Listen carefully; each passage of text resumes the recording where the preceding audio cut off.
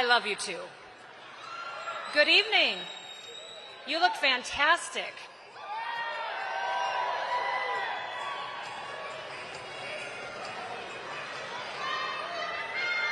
Oh my goodness.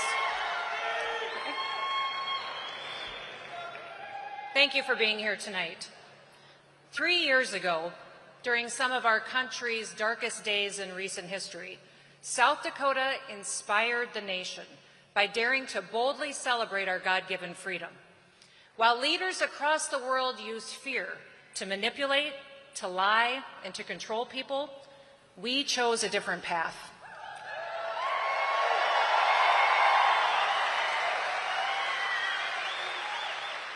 On July 3rd, we gathered at this nation's greatest monument, and we invited the world's strongest leader to join us.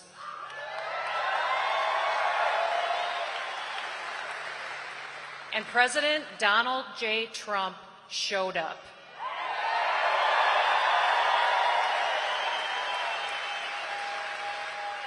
President Trump showed up, like he always does for the American people, and he has shown up here again tonight.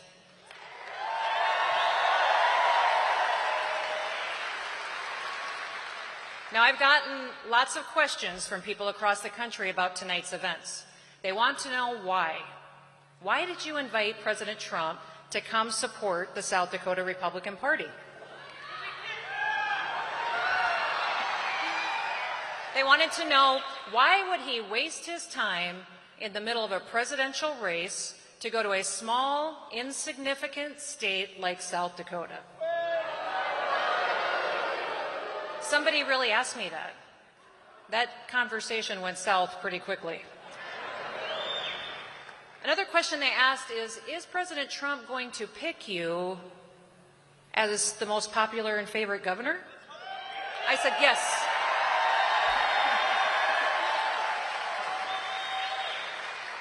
So here are the facts. Chairman John Wick had this fantastic idea to bring Republicans in our state together, to rally us around our values and our principles. And I loved the idea. I told him that I would do everything I could to help him. We started discussing inviting all the candidates running to be President of the United States. Tim Scott was asked, and he declined. Vivek was invited, and he turned us down. Other candidates were asked, and all of them told us that they had better things to do. But when President Trump was invited to come be with you tonight, he said, "I will be there."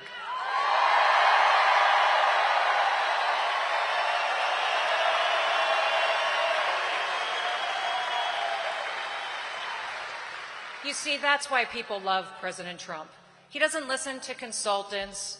He doesn't listen to the media or the political elite to tell him what is important and what his priorities should be. To him, every American is worth fighting for.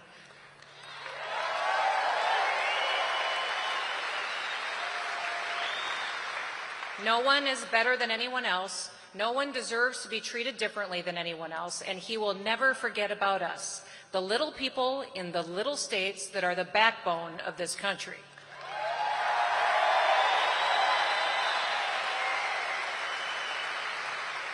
He shows up for every American, and he fights for us every single day. Now, some people can't figure out his popularity. Why are people so loyal to him? I'm convinced it's because we have never seen anything or anyone like him ever before.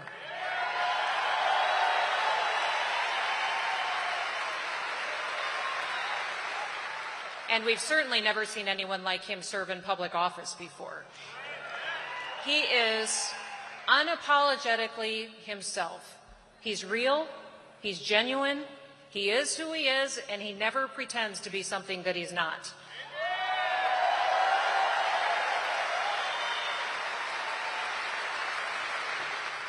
And those who hate America know that he will fight every single day to stop them from destroying this country.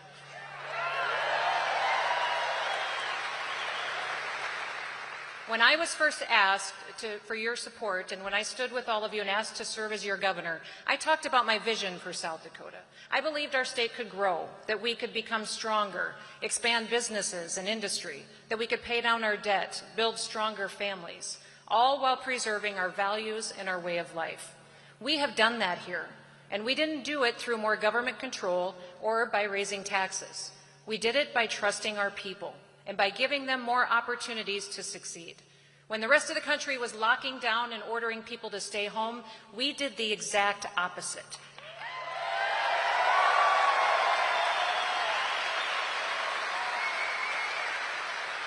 We invited people to come to South Dakota. We used it as an opportunity to tell our story.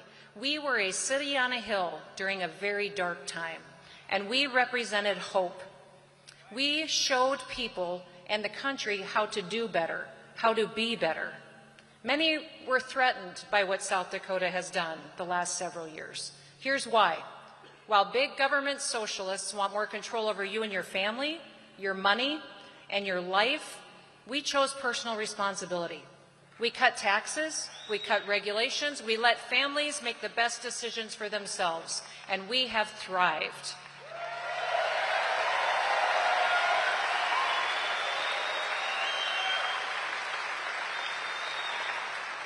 We have gone from flyover country to one of the fastest growing states in the nation. South Dakota's real GDP just grew a whopping 10.1%.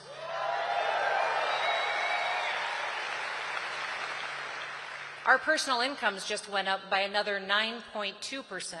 Those are both top 5 in the nation. Our population has been growing up to 10 times the national average over the past several years.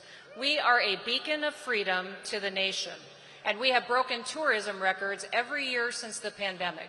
We have grown our economy faster than any other state and faster than at any other time in South Dakota history.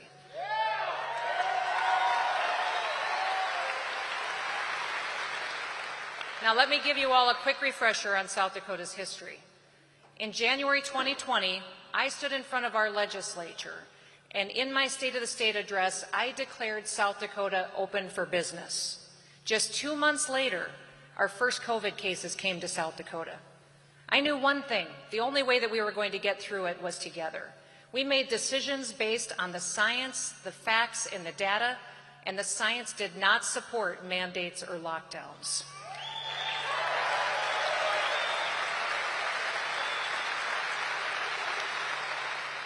We asked South Dakotans to use common sense, and then we trusted them. We trusted them to use personal responsibility to make the best decisions for themselves and for their loved ones. And as a community, as a state, we went back to work.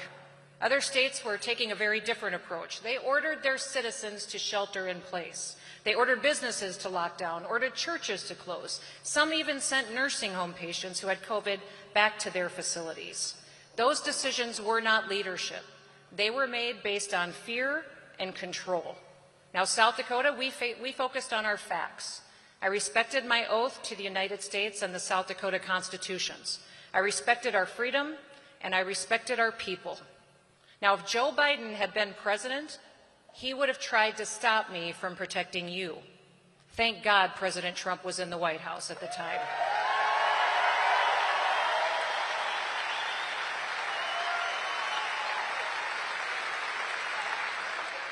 He let me do my job, and the results have been absolutely incredible.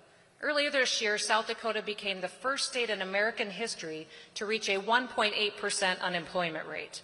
No state has ever had an unemployment rate that low. Our people understand the value of work and having a purpose, and they understand that we were created to serve each other.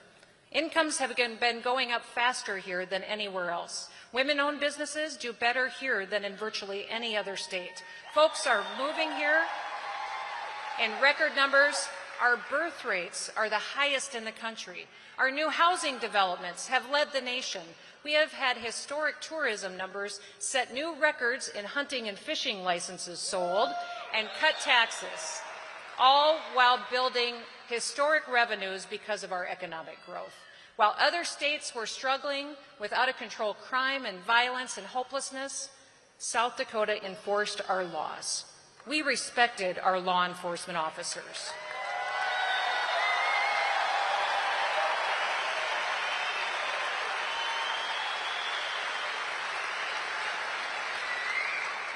We even saw declining mental health challenges, declining drug overdoses, and declining suicide rates by embracing our faith and our freedom, and by working together, our people are happier.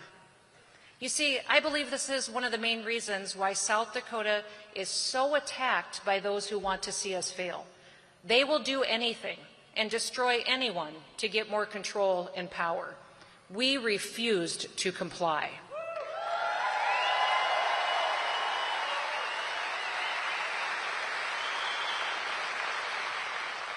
All we did in South Dakota is what Republicans have always said that they believed, but we did it, and it worked. Now that terrifies the liberals, because we have proof that our policies lift people up, that they help people, that they improve their opportunities for success. We don't have to speculate or guess or be philosophical about the benefits of our principles. We have proof that they work. 3 years ago on July 3rd at Mount Rushmore, I stood there to honor our nation. I quoted one of our 4 great leaders that are carved in stone on that mountain. I quoted my favorite president, Teddy Roosevelt. It is not the critic that counts, not the man who points out how the strong man stumbles, or where the doer of deeds could have done them better.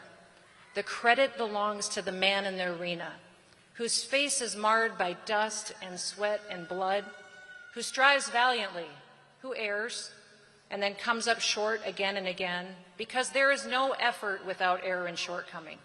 But who does actually strive to do the deeds?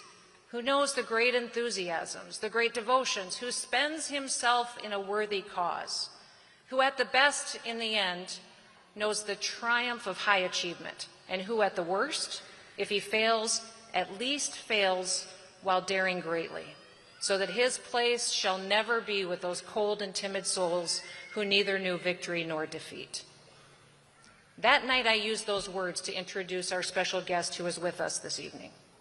I introduced him as someone who knows precisely what it means to brave the dangers in the arena, someone who strives valiantly, who knows great enthusiasms, who spends himself in a worthy cause, who has firmly and repeatedly stated his commitment to place Americans, American liberty, American safety, and the American Constitution before anything else.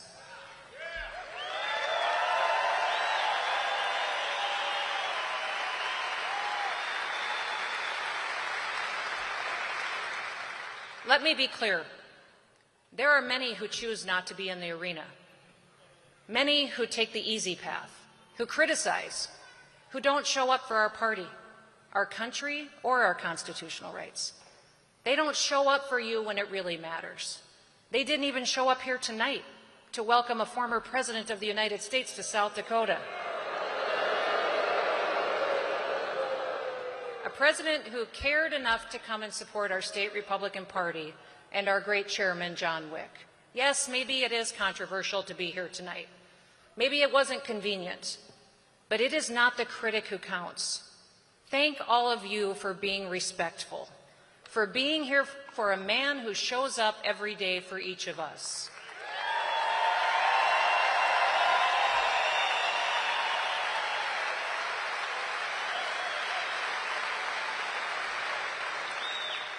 May we all know the triumph of high achievement because of those like him who fight for freedom. It is a worthy cause. I was at the southern border just 2 weeks ago. Make no mistakes, it is a war zone, and President Biden's policies are inhumane. He is ignoring federal laws, he's perpetuating drug and human trafficking, he's undermining our national security. The only person in this presidential race who will fix that situation is President Trump.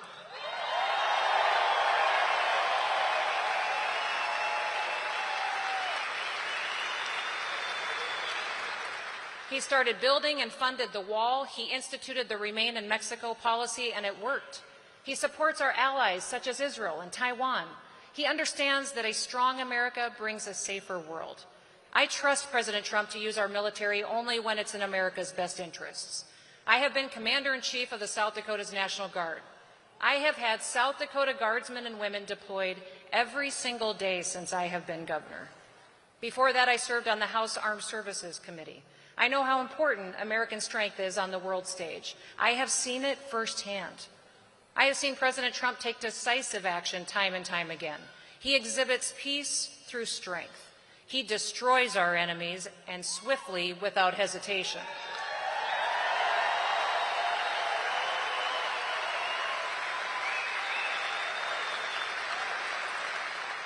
And he understands that American men and women in uniform should only be deployed as a last result. The only person in the race that I trust to do what needs to be done on these issues is President Trump.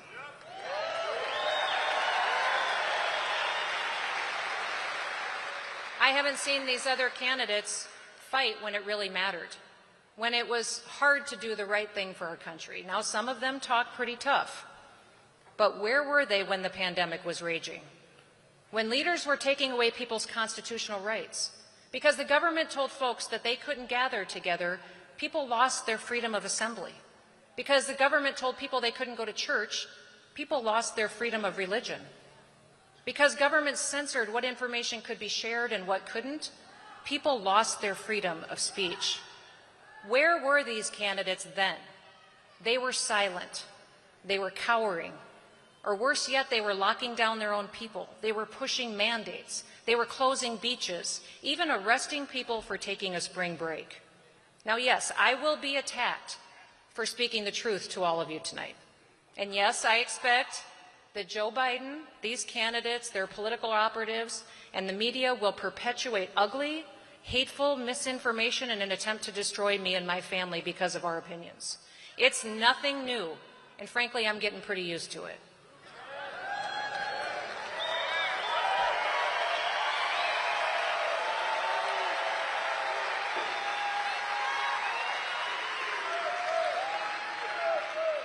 But all of us here tonight, we need to heed this warning in this well-known quote. The only thing necessary for the triumph of evil is for good men to do nothing. So listen, do something. Get in the arena. History cannot and it should not be rewritten. We must remember what has happened in the past, learn from it, and not allow those who abuse their power to ever perpetuate their harm again. To President Trump, tonight, Mr. President, my message is clear. It is an honor to have you with us here in South Dakota.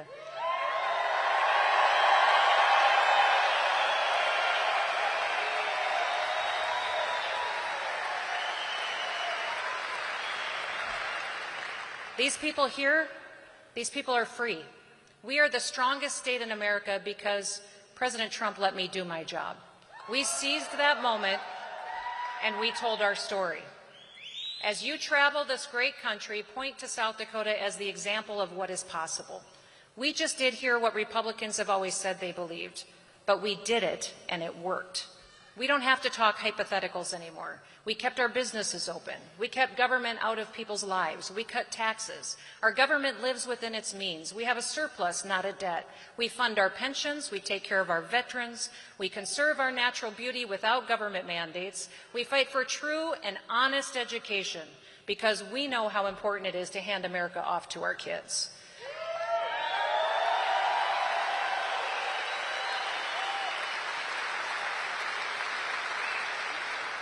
We stand up for common sense, like fairness in girls' sports.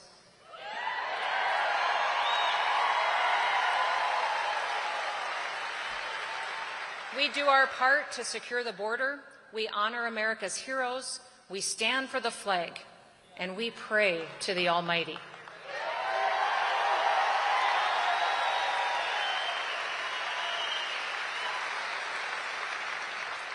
And we sing the national anthem proudly.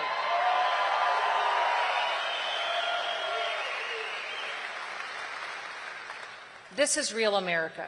South Dakota is the example that you should share with the rest of the country. You made America great again once. Let's do it again.